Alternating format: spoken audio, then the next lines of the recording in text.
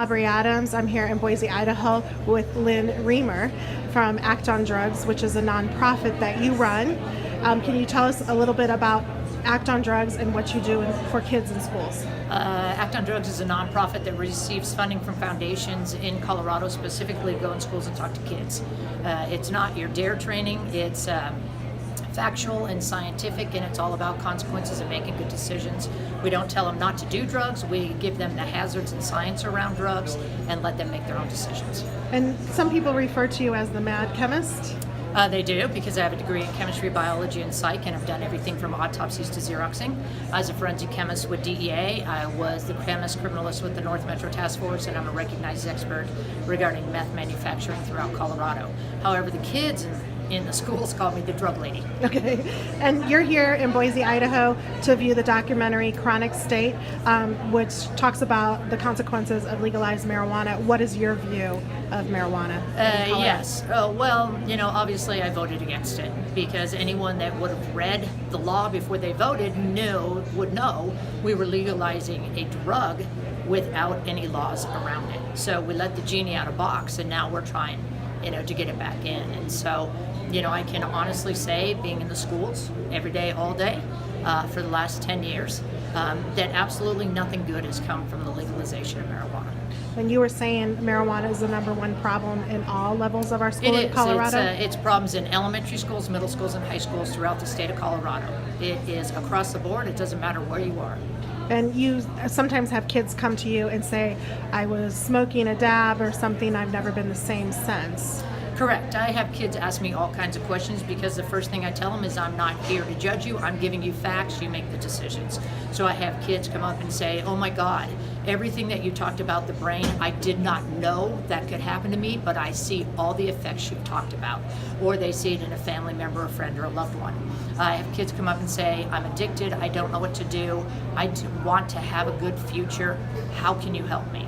I have kids ask about their parents. I have kids ask about their siblings, their friends, their neighbors, everybody, on how they can help because they didn't realize that it's really as bad as it is for the developing adolescent brain. And the marijuana industry is making products to conceal marijuana use. You were talking about a hoodie that they can vape through the ties. Yeah, there are a number of companies out there that actually make clothing specifically to hide drugs. There's Vapeware, which is a hoodie that you vape out of the actual strings. They also make a backpack, so you can vape out of the backpack. There's clothing that, hats that have little zip pockets hidden in them. And a kid was recently busted and he said, well, that's how I got it online. I didn't know cocaine was in there. And you're like, right. There's clothes that you roll drugs in, just all kinds of stuff today. The marijuana industry itself is disguising it because now it's clear and distilled. The wax and the resin and the rosin and the bubbles and whatever you want to call it, live resin, is all distilled now. So they've taken out the terpenoids, so there's no odor and you really can't see it. And so it's very, very potent. There are products out there like chapstick that should not be allowed to be sold that have 21 milligrams of THC in it. They have packets that look like water or sugar packets that you open it and it's 10 milligrams of THC powder that dissolves in water undetectable by looking at it only through testing. They have green tea packets that look like a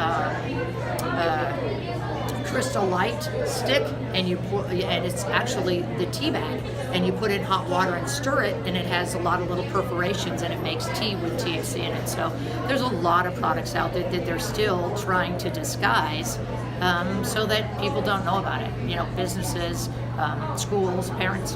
What is your message to the parents when they know their kid is using marijuana? A lot of parents kind of minimize it and like, oh, it's just a little pot. What is your message to them? My message to them is, the marijuana that your child is smoking is nothing like the pot you smoked as a kid. It isn't even the same hemisphere. And so it's very, very potent. It's much more addictive. The adolescent brain, we know drugs are more addictive to the adolescent brain than the brain that is 25 to 30 years old or older. And so, if your child is smoking pot, you need to be concerned. And then, so you're based in Colorado, and you are booked all the time to go talk to schools. My schedule for schools this year filled in November of last year and is full through December of 2019. But if somebody wanted to book you to come talk to their community or their schools, where do they go? They can go to actondrugs.org and just email me. Thank you for all your education. Thank you for what you do, Aubrey.